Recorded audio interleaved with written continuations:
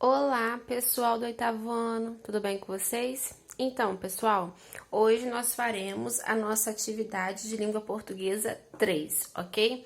Prestem bastante atenção aí, porque como vocês já sabem, isso será o conteúdo da nossa atividade avaliativa, certo?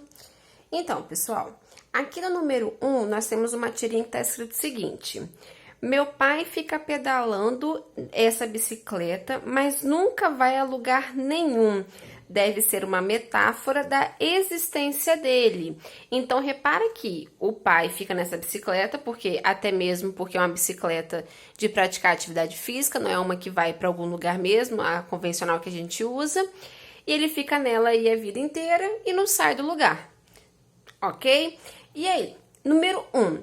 Nessa tirinha, a personagem faz referência a uma das mais conhecidas figuras de linguagem para... No caso, ela utiliza aqui a metáfora. O que é a metáfora? É a aproximação de dois termos. No caso aqui, a aproximação da vida do pai dele com a bicicleta que não vai para lugar nenhum. Se é uma aproximação, a vida do pai dele acontece alguma coisa? Não. Ou seja, criticar a falta de perspectiva do pai. O que é perspectiva, pessoal? Perspectiva é você se imaginar, é você ter uma ambição, é você ter um sonho, é você se esforçar em prol de alguma coisa.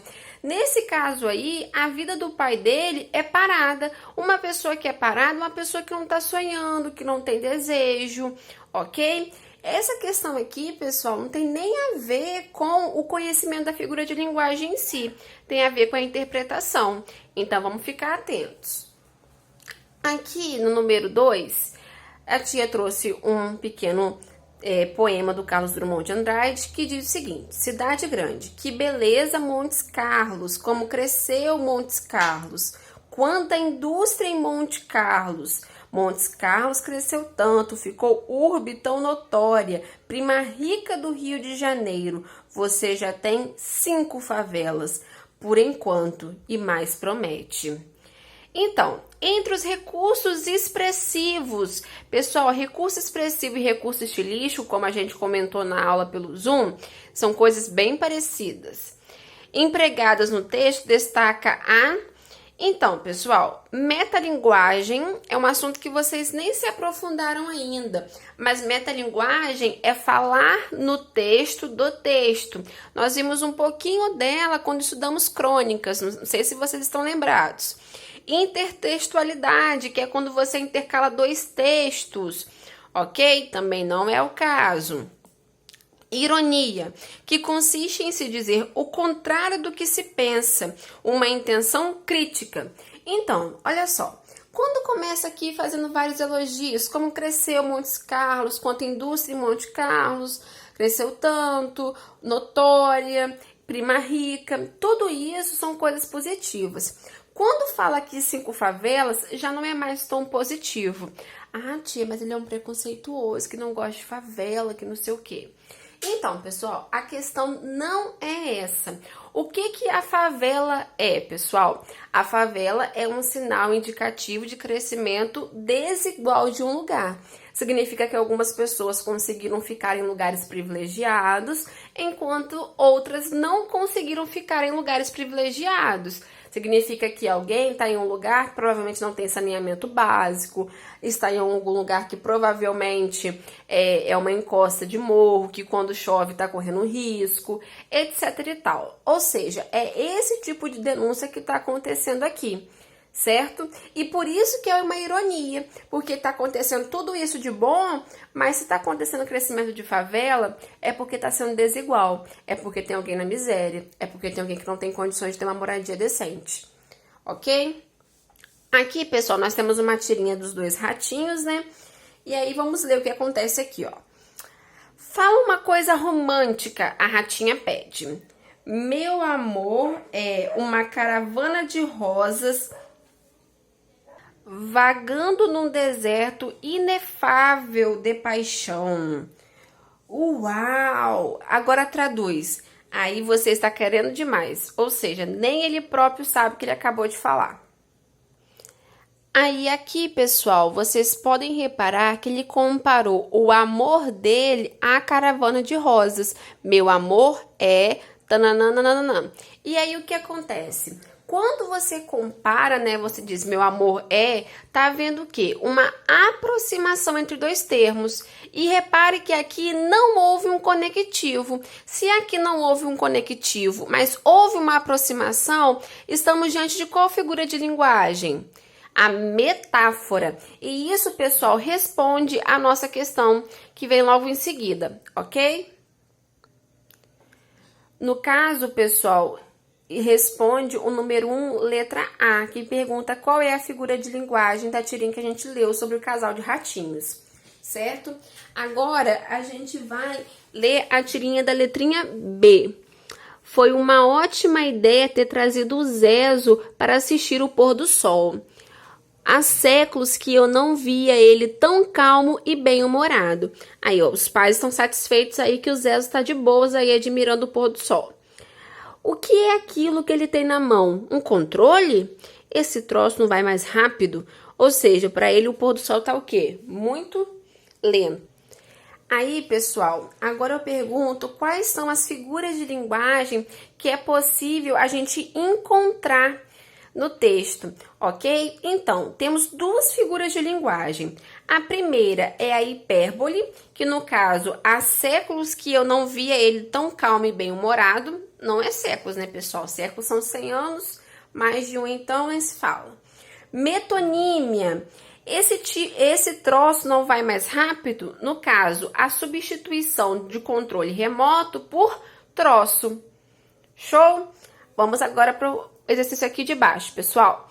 Aqui nós temos a definição das figuras de linguagem e vocês devem, no caso, relacionar com as figurinhas da tabelinha abaixo. Vamos lá. Aqui, figura de linguagem que se emprega um sentido incomum para uma palavra a partir de uma relação de semelhança entre dois termos. Então, pessoal, esse sentido incomum aqui, e no caso semelhança, é o que a gente observa na metáfora. Repara que na tirinha que a gente acabou de ler, dos dois ratinhos, ele compara o amor dele com uma caravana de rosas no deserto. Não é um sentido comum que a gente vai dar para o amor, ok? Então, mesmo assim, temos uma semelhança incomum que não apresenta marcador, ok? Isso é o que nós dizemos que é uma metáfora.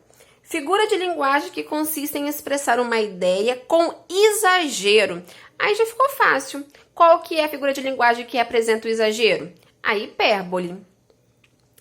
Figura de linguagem que consiste no emprego de uma palavra por outra, uma parte pelo todo, substituição, tudo isso, com a qual tem uma relação de interdependência, proximidade. E aí, metonímia.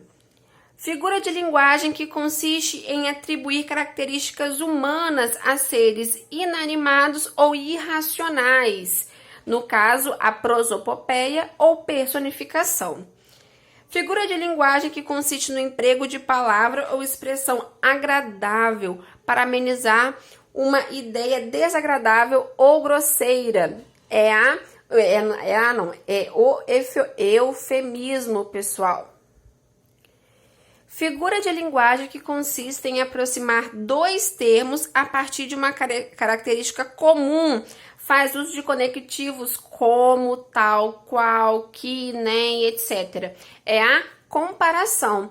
Aí, pessoal, a letrinha certa vai ser a C.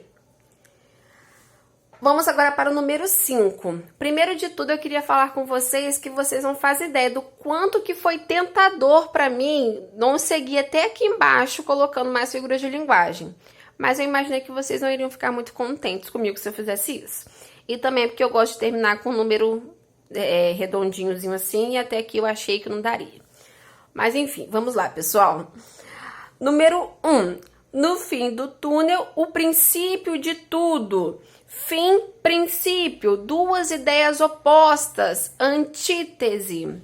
Os teus olhos são negros e macios. Repare que há uma aproximação entre olho negro e macio. Não é uma aproximação comum, é algo diferente. E aí é o que nós chamamos de metáfora. Na imensa descida, a catarata se suicida. Catarata pode se suicidar, pessoal. Catarata é tipo que uma cachoeira, uma queda d'água. Personificação ou prosopopeia.